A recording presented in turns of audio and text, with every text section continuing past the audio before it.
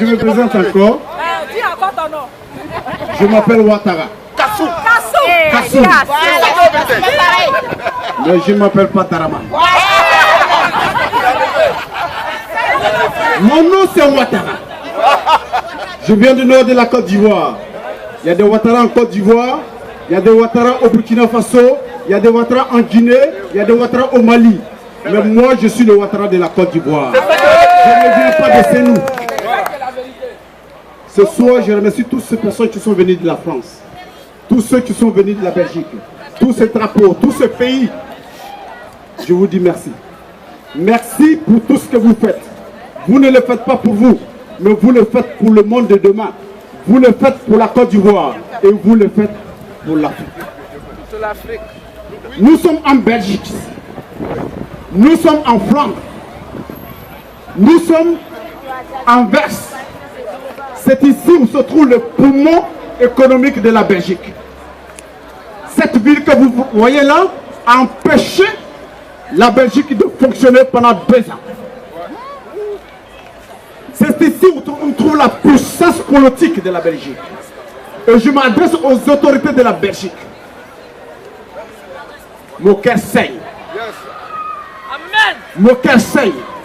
Quand je vois l'Europe qui cautionne la guerre en Syrie, quand je vois des rebelles, soi-disant, pourtant nous savons tous que ce sont des terroristes qui tuent, qui mangent leur cru, et que l'Europe décide de leur donner des armes.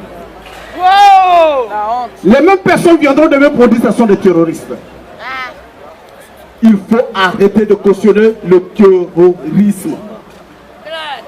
En Libye, il y a une ville. C'est dans cette ville vient Kadhafi. Cette ville, même les chiens, vous ne le trouverez jamais. Personne, et aucune caméra ne va dans cette ville pour présenter ça au monde. Des femmes tuées, les enfants, même les animaux. Quelle politique le monde veut nous enseigner aujourd'hui? Quand je vois la Côte d'Ivoire, il y a 10 000 morts, je dis bien 10 000 morts, et qu'on nous dise il y a 3 000 morts, pourtant à Dieu quoi seulement, il y a plus de 3 000 morts. Qu'est-ce qu'il veut nous enseigner? Je pose la question aux autorités de la Belgique et de toute l'Europe et de la communauté internationale. La politique, pour moi, c'est gérer les hommes, pas pour tuer les hommes. Qui peut m'expliquer qu'en Europe, aux États-Unis, ils ont tout, mais le sous-sol, ils n'ont rien. Mais nous avons tout dans notre sous-sol, mais nous n'avons rien. Qui peut m'expliquer? Les raisons des guerres dans le monde entier, c'est guerre économique. Avant qu'une guerre soit une guerre, c'est d'abord économique. Il y a des finances qui se font en dessous d'une guerre. Celui qui sème la guerre, c'est celui qui finance les guerres. Celui qui profite de la guerre, c'est celui l'auteur de la guerre. Bravo. Comment se fait-il que Laurent Gbagbo a la haine? Qui peut m'expliquer? Et comment se fait-il que ce régime est en train de parcourir le monde entier? Qui peut m'expliquer? Madame la présidente Simone Gbagbo en prison.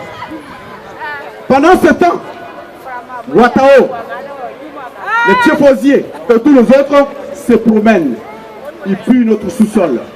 Ils deviennent de plus en plus riches.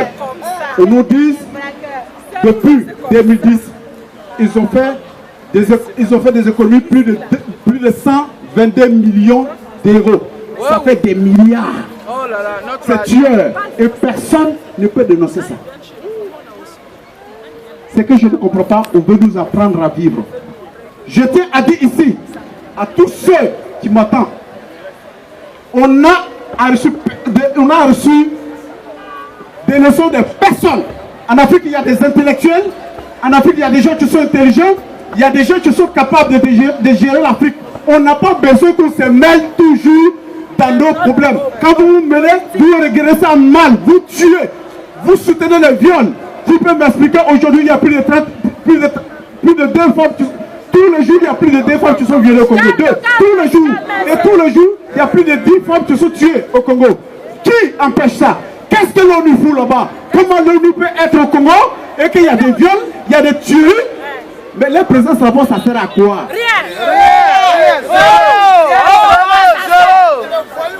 La